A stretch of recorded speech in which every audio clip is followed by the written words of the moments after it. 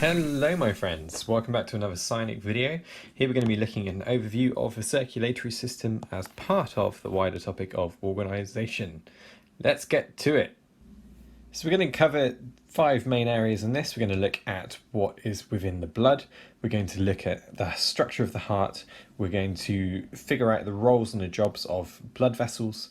And then we'll look at health quickly before discussing how coronary heart disease can affect us and how we can then treat it. Looking at the blood, here's a really nice diagram showing what would happen if you were to centrifuge blood, which is spin it around really quickly, and it would separate out. And it shows us the different components and kind of how much there are of each of these in our blood too, which is really interesting. So we're going to start off with the most important, which is the red blood cells. And the red blood cells are the things that contain something called hemoglobin. And this is a protein that carries oxygen. And oxygen is obviously critical for respiration, and really that's what us being alive is all about, trying to run respiration to get energy so that we can keep working the life that we do. But these red blood cells are what we call biconcave in shape, and that gives them a lovely large surface area, a high surface area. So they carry oxygen used in respiration, but they are biconcave, so they have a high surface area. They also have no nucleus. This is stuff that you probably saw back when you were looking at specialized cells in the cells topic. So they have these couple of features: biconcave, high surface area, and they also have no nucleus, so that they can carry more hemoglobin. So that's one of the rare cells in our body that actually doesn't have a nucleus at all. They do early on in their development, but as they specialize to become red blood cells, they lose that nucleus.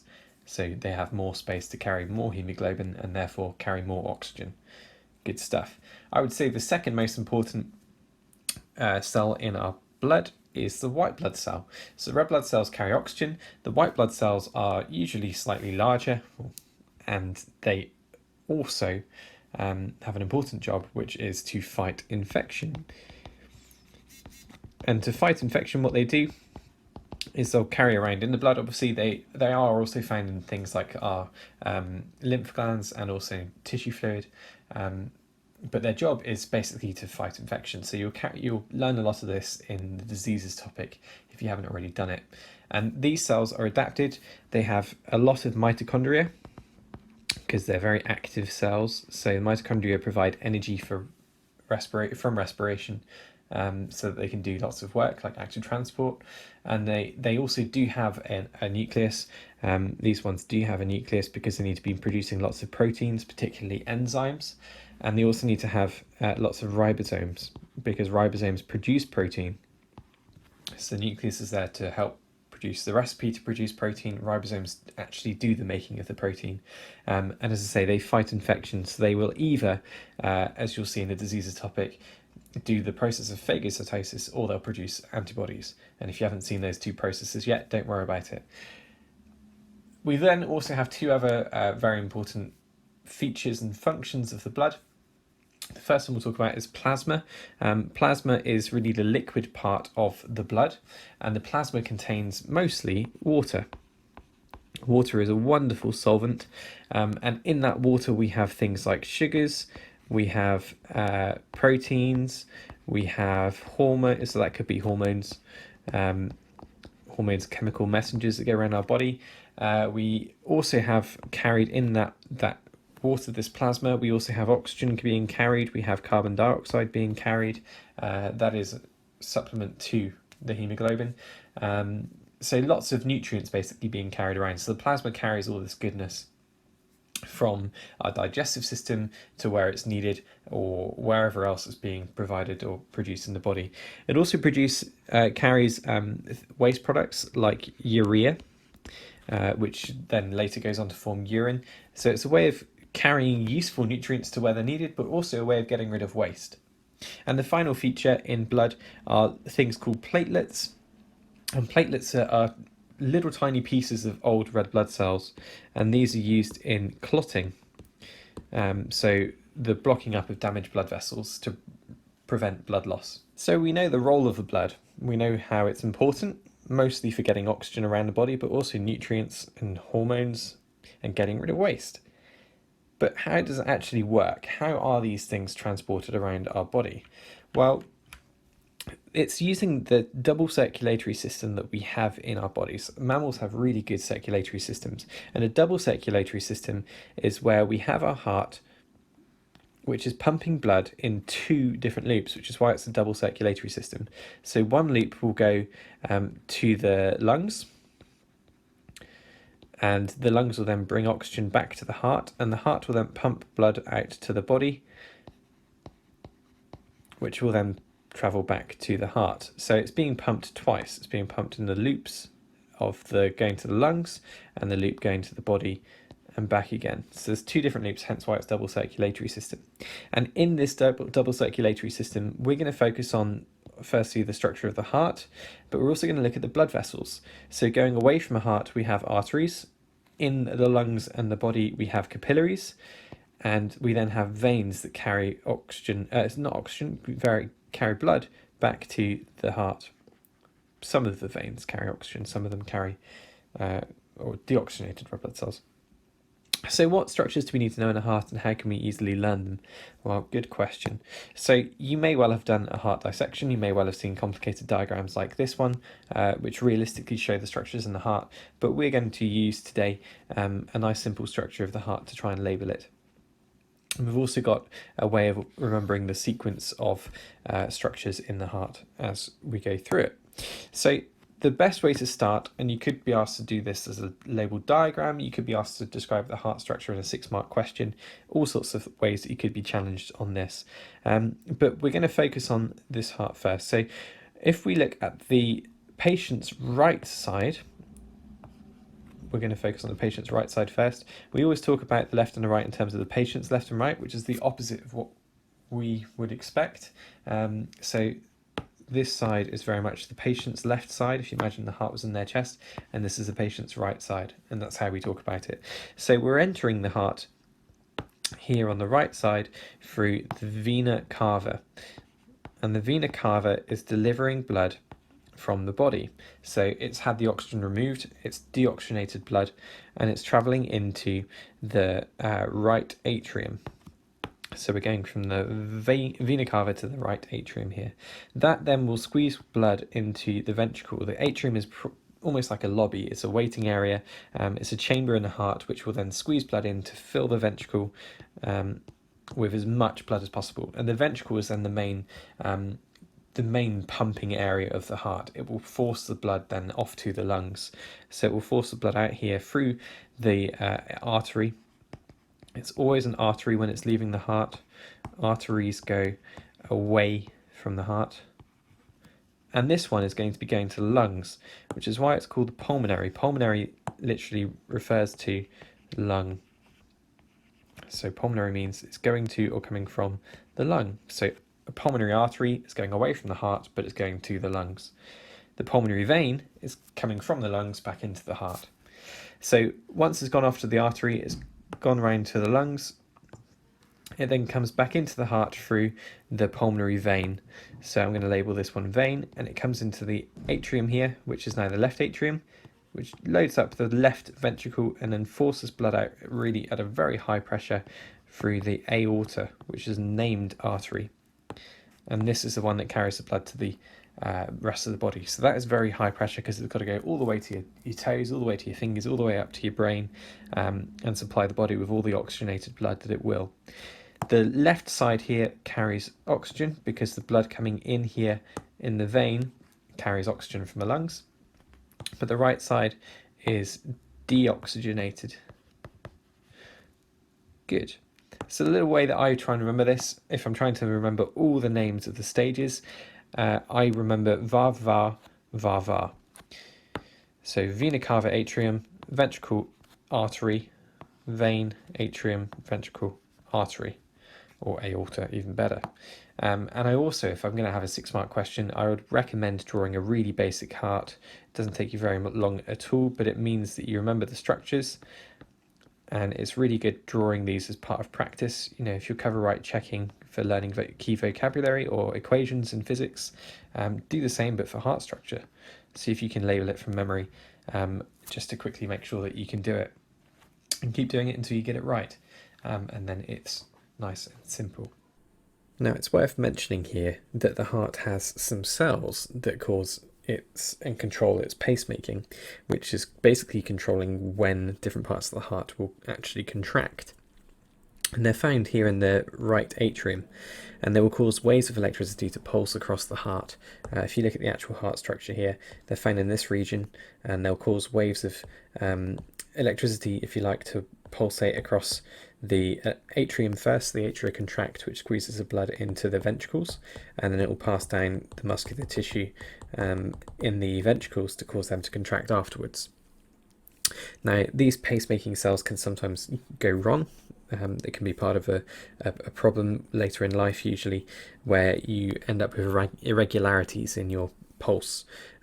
You might have seen ECGs before in hospital programs where you have the beeping screen, and you get this kind of pattern of basically how the heart is contracting, and sometimes that can go wrong. So if that does go wrong, we can install an artificial pacemaker to do the job of these cells, to cause it to be regular, and an artificial pacemaker will basically cause the heart to pump regularly as it should do, which will make people feel a lot better. Now, the vessels in our circulatory system fall into three categories. The arteries take blood away from the heart. The capillaries are where nutrients are exchanged, and the vein are the vessels that bring blood back into the heart. So we're going to look at the features of each of these structures a little bit. So the artery needs to have a good structure to be able to withstand high pressure, because it's taking blood away from the heart. So when blood is leaving the heart, it's under high pressure, it's travelling quickly. So the arteries need to be able to maintain themselves, help that high pressure, and also encourage fast movement of blood to deliver oxygen to where it needs to go, or deoxygenated blood to the lungs.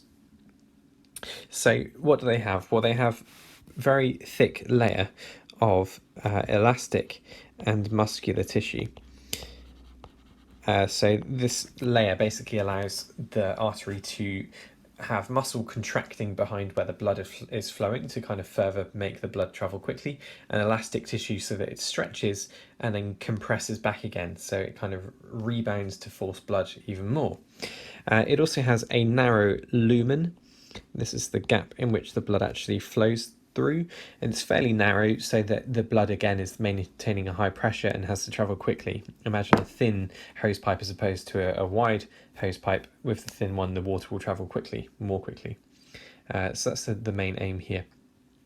And they obviously are very strong. They need to be able to maintain a high pressure and survive with that. The capillary is where the blood is then delivered to from an artery. And the artery will basically deliver it to the capillary through a set of tubes that get narrower and narrower. When the blood arrives at the capillary, the pressure is much lower, but the capillary has an important job. This is where it's the exchange of nutrients, which is usually going to be through diffusion. And in the first topic, you would have looked at the various features of efficient exchange surfaces. So they need a short distance of diffusion. So these capillaries have a wall which is 1 cell thick, and this means the diffusion distance is really small, so diffusion happens quickly. They're also very, very, very narrow. This is not to scale at all. They're very, very small. In a muscle, for example, you'll have thousands and thousands of capillaries, rather than just maybe one artery that's leaving the heart. You've got thousands of these tiny tubes that the blood is separated off into, so you've got a very large surface area overall. The surface area is high.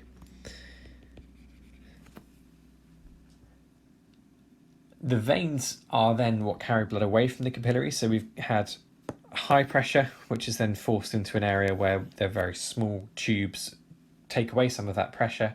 The vein then takes the blood back to the heart under very low pressure. So these are low pressure, returning the blood to the heart. Now, the majority of the veins in your body will be carrying deoxygenated blood back from where oxygen's been delivered to muscles or organs, wherever, but there are some veins that carry oxygenated blood too. So the pulmonary vein will carry oxygenated blood back into the heart so that it can be delivered from the heart to the rest of the body. But these veins are slightly different in structure to the artery, so they're a bit more flexible, a bit less muscular, but they have a lot of elastic tissue still. They're trying to encourage blood to return to the heart slowly. Some of your veins can be very large but have a low pressure. But these veins also have things called valves. And this is the critical difference between a vein and an artery. Arteries do not have valves, apart from the aorta and the pulmonary artery just leaving the heart. The rest of the arteries don't need them. And valves will stop backflow of blood. So blood will move through a vein and then maybe lose some pressure, but a valve will sit there and close to prevent it travelling backwards. So blood will only end up moving forwards, and that's really important. So veins have a very important job returning blood to the heart, and the valves help them to do that. So low pressure, thin walls, they have a wide lumen as well to store a lot of blood, take a lot of blood back to the heart. So we've explored how our heart works and what blood contains in the blood vessels. Let's talk about health issues and then what can go wrong with the heart too. So health is a term that you'll come across when you're looking at diseases topic a little bit more. But health can be categorized as just being the state of physical and mental well-being, hopefully positively. So mental health is very important and very much considered in the overarching term health. Now, diseases are things that can affect your health, and these diseases can either be communicable or non-communicable. Communicable, almost a bit like communication, can be shared, can be passed on to other people, and is infectious. Whereas non-communicable diseases are not infectious, so they tend to be based on lifestyle, or perhaps they're inherited, things like that. They can't be passed on. So an example of non-communicable disease could be a type of cancer, it could be coronary heart disease. These things can't be passed on to other people via infection. But different types of infection, different types of disease, different types of disease being infectious or not, can also interact. So for example, your immune system having defects where you have maybe a lack of white blood cells being produced can actually cause people to be more susceptible to infection, for example. Or there are viruses which are infectious ones like HPV, which can trigger cancer. There are immune reactions that can trigger allergies. So perhaps you're having an immune reaction to something and that can cause your asthma to flare up or develop skin rashes. And sometimes severe physical health issues can lead to a mental illness like depression.